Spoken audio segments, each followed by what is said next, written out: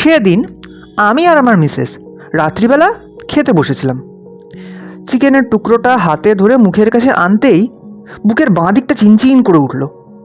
মাথাটা একটু ঘুরছে, নিঃশ্বাসের সমস্যা হচ্ছে, বুক ধড়ফড় করছে, গ্যাসের সমস্যা ভেবে খাবার পর একটা জেলুসিল খেলাম। কিছুটা রিলিফ হলো, তবে অস্বস্তি কিছুটা রয়েই গেল। সন্ধেবেলা রোজকার মতন সংসার খরচের হিসাব নিয়ে বসেছিলাম।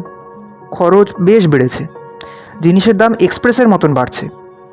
একটা চাকরি করি ছোটোখাটো, তার মাইনে বাড়ে লোকাল ট্রেনের মতো। তবে অনেক দিন ধরে বেশ কিছু বকেয়া বেতন বাড়বার কথা চলছে। সেটা যে কবে দেবে, যাই হোক, যা পাই তা দিয়ে মিডল ক্লাস লাইফ চলছে মোটামুটি। মাসের 20 তারিখের পর একটু টানাটানি পড়ে যায় আর কি। যাই হোক, রাতে শুয়ে পড়লাম। ঘুমের মধ্যে স্বপ্নে দেখলাম আমি মরার পর স্বর্গে চলে এসেছি। যমরাজ জানালেন যে আমি হৃদরোগে আক্রান্ত হয়ে রাতে ঘুমের মধ্যেই, যাই হোক, চিত্রগুপ্ত মশাই ঘণ্টাখানেক আমার হিসেব করে জানালেন যে আমার প্রচুর পাপ জমেছে, তাই সেটার শাস্তি ভোগের জন্য আপাতত আমাকে আবার পৃথিবীতেই ফেরত পাঠানো হবে, সেখানে বউ আর বস দুইয়ের খপ্পরে পড়বার জন্য। তখনই ঘুম ভেঙে গেল। ভোর 5:30। ভোরের স্বপ্ন সত্যি হবার আগে তড়ি ঘড়ি একজন নামজাদা কার্ডিওলজিস্টের শরণাপন্ন হলাম। বুক ধড়ফড়, নিঃশ্বাসের সমস্যা, বুক ব্যথা সব উপসর্গ খুলে বললাম। শুরুতেই 500 টাকা ভিজিট হিসেবে দিতে হয়েছে। কেন জানি না উপসর্গগুলো তারপর থেকে বেড়েছে। ডাক্তারবাবু আমার ব্লাড প্রেশার, পালস, স্টেথো দিয়ে বুক এবং টর্চ দিয়ে জিভ মুখ দেখলেন। আমি স্মোক ড্রিঙ্ক করি কিনা, খাওয়া দাওয়া কীরকম করি সব ধৈর্য ধরে শুনলেন।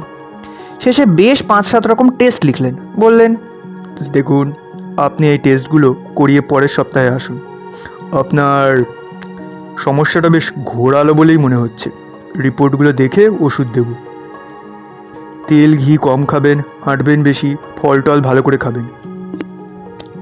কিছু গ্যাসের আর হজমের ওষুধ দিয়ে সেদিন তিনি ছেড়ে দিলেন। মিসেস আমাকে আধ ঘন্টা বাড়ি ফিরতে ফিরতে আমার চপ, সিঙ্গাড়া, ভাজাভুজি খাওয়ার অপকারিতা নিয়ে ভালোই শোনাতে ফিরলেন। পরের সপ্তাহে সব রিপোর্ট করিয়ে গেলাম। ইসিজি, ইকো, ব্লাড টেস্ট, রকমারি সব কিছু।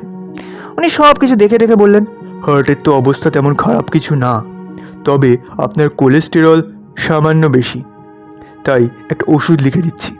রাতে খাবার পরে একটা করে খাবেন। আমি বেশ চিন্তিত হয়ে জিজ্ঞাসা করলাম, শুধু এটা খেলেই ঠিক হয়ে যাবে? ডাক্তারবাবু মাথা নাড়ে বললেন, না, আপনার একজন সাইকিয়াট্রিস্টের কনসালটেশনের দরকার। আমি বললাম, কি বলছেন ডাক্তারবাবু, আমার মাথা কি খারাপ হয়ে গেছে? ডাক্তারবাবু বললেন, সেরম ব্যাপার না, মানসিক রোগ বলতে দুশ্চিন্তা, হতাশা সবই পড়ে। মনোরোগ বিশেষজ্ঞের পরামর্শ নিন। এরপর সারা রাস্তা আবার ঝগড়া করতে করতে ফিরলাম আমি এবং মিসেস। রাত্রে 9টায় এক কলিগের থেকে হোয়াটসঅ্যাপে খবর পেলাম যে বহুদিন ধরে পাওনা বকেয়া টাকা এই মাসের বেতনের সাথে ঢুকবে। আরও জানলাম যে মাইনে বাড়বে, বিভিন্ন অ্যালাউন্স এটসেট্রা মিলিয়ে প্রায় 15,000 টাকা। বউ জেনে তো আরেক পিস চিকেন পাতে তুলে দিল। আমি বললাম, সামনের রোববার খাসির মাংস আনবো, বুঝলে? হঠাৎই খেয়াল করি যে ওই সমস্যাগুলো একদমই নেই।